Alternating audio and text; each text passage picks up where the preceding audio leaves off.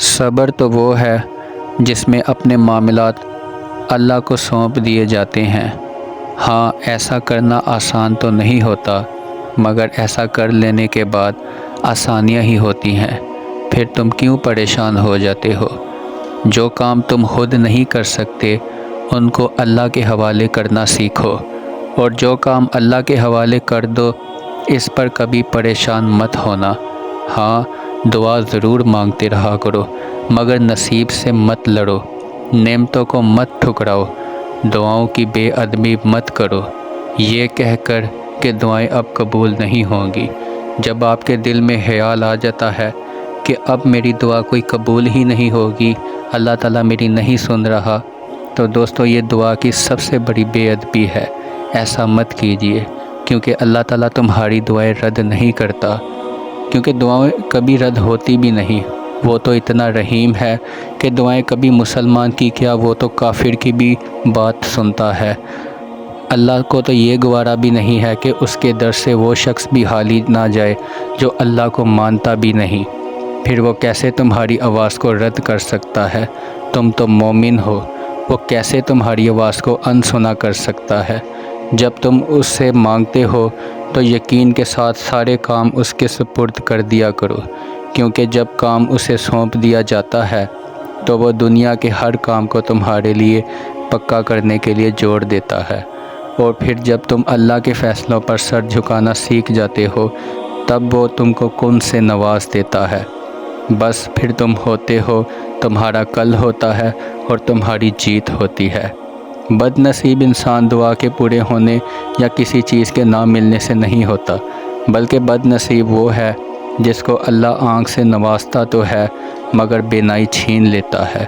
جانتے ہو بینائی کس چیز کا نام ہے؟ بینائی اللہ کو دیکھنے کی بینائی۔ کچھ لوگوں کو وہ زبان تو دیتا ہے مگر اپنے منہ سے اچھے الفاظ نہیں نکالتے۔ کچھ لوگوں کا وجود اس کانٹے کے مانند ہوتا ہے جو پھول کے ساتھ رہ کر بھی ہمیشہ چبھتا رہتا ہے۔ ایسے ہی کچھ لوگوں کو دل نواز دیتا ہے مگر احساس چھین لیتا ہے، اور پھر وہ پتھر کے بن جاتے ہیں۔ ان کا دل انتہائی برا ہوتا ہے، ان کو پھر بھی اپنا آپ دکھائی دیتا ہے اور دوسروں کے جذبات احساس کو کبھی خاطر میں نہیں لاتے۔ اللہ ایسے لوگوں کو ہر چیز سے نواز دیتا ہے مگر پھر بھی وہ سب حاصل کر کے بھی خالی ہی رہتے ہیں، اور ساری زندگی دوسروں کے عیب دکھاتے ہیں اور اپنے عیب چھپاتے چھپاتے دوسروں کے عیب پر پردہ ہٹاتے رہتے ہیں۔ واقعی کچھ لوگ بہت بد نصیب ہوتے ہیں۔ تم کو وہ تم سے بھی دور کر دیتا ہے جو تمہارا اللہ سے مختصر سا فاصلہ ہوتا ہے۔ بد نصیب ہرا دیتا ہے تو دعاؤں میں بھی شدید آ جاتی ہے۔ شاید اس لیے محبت اللہ تک پہنچنے کا آخری راستہ ہے۔ چند لفظوں سے ہی ہو گئے ہو عاشق بار، ابھی تو زندگی کی کتاب کا یہ پہلا صفحہ ہے۔ مجھے راس نہیں آتی لہجو بیزار، میرا تو گھر میں سب سے الگ کمرہ ہے۔ آپ کو بھولنے پر بات تو ہوئی ہے اللہ سے، مگر آپ کے واپس لوٹ آنے کا بھی خدشہ ہے۔ خود ہی دکھاتے ہیں دل پھر کہتے ہیں کھانے سے کیسی ناراضگی۔ دیکھیے، جانے دیجیے، ابھی یہ میرا پہلا لقمہ ہے۔ کیوں سمجھا رہے ہو اسے احساس کا مطلب جو تمہارے تڑپنے پہ ہنستا ہے؟ ایک بار پڑھ لیا تو انکار بھی کفر ہے۔ وحدانیت پر قائم محبت کا کلمہ ہے، شامل وہ بھی ہے ہر جرم میں برابر، نہ میں پارسا ہوں نہ وہ فرشتہ ہے، بن ملاقات کے سکون نہیں آئے گا۔ پھر اللہ سے ملنے کا سودا تو بہت دھومتا ہے، شراک تو بہت دور کا قصہ ہے، بسنے کو تو ہر کوئی بستا ہے۔ ساری بات دل کی ہے، جب دل حقیقت تسلیم کرنے پر آمادہ ہو جاتا ہے تو سکون مل جاتا ہے، اور جب یہ دل حقیقت جان لینے کے بعد بھی انکار کرتا ہے تو پھر بس حرج نہ رہتا ہے۔ محبت کرنے والے کبھی چھوڑ کر نہیں جاتے، اور جو چھوڑ جاتے ہیں وہ کبھی لوٹ کر نہیں آیا کرتے۔ بس یہ دو ایسی حقیقت ہیں جن کو دلائل ضرورت نہیں ہوتی۔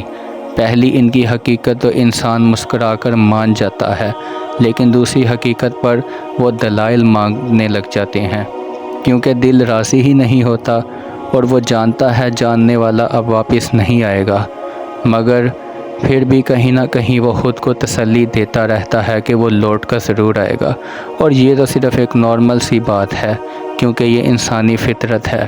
تبھی تو پھر تم ہمیشہ تکلیف میں رہتے ہو۔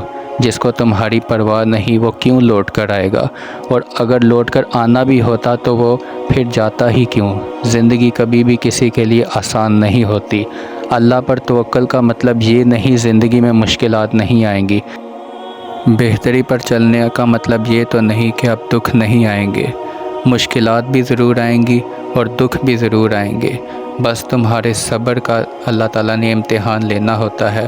جب تم اس امتحان میں کامیاب ہو جاتے ہو تو اللہ پاک تمہیں دنیا اور آخرت میں بھی کامیاب کرتا ہے۔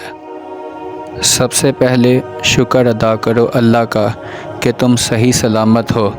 اگر تم صحیح سلامت نہیں ہو تو دعا مانگو، جس وجہ سے نہیں ٹھیک اس کی معافی طلب کرو۔ وہ رب کریم تھوڑا سا تم کو امتحان میں ڈالے گی۔ جب تم کامیاب ہو جاؤ گے اللہ کے امتحان سے تو پھر دیکھنا اللہ تمہاری زندگی میں کیسا انقلاب لائے گا۔ تم کو اللہ تمہاری چاہتوں سے بھی بڑھ کر عطا کرے گا، اور پھر تم دیکھنا تم گنتی تک بھی بھول جاؤ گے۔ لیکن یاد رکھیے، چاہتے نہ ملنے کی وجہ سے جلد بازی میں آ کر اگر تم نے اس رب کریم کو ناراض کیا تو جو تمہارے پاس سب کچھ ہے وہ لے بھی سکتا ہے، کیونکہ اللہ تعالیٰ لے کر بھی آزماتا ہے۔ وہ ایک بار کن فرماتا ہے تو کن فیا کن ہو جاتا ہے۔ جتنا ممکن ہو سکے نبی کریم صلی اللہ علیہ وآلہ وسلم پر درود شریف بھیجیے، وہ ذات سب سے افضل ہے، کیونکہ درود پاک پڑھنے سے آپ کی دعائیں جلد قبول ہوتی ہیں۔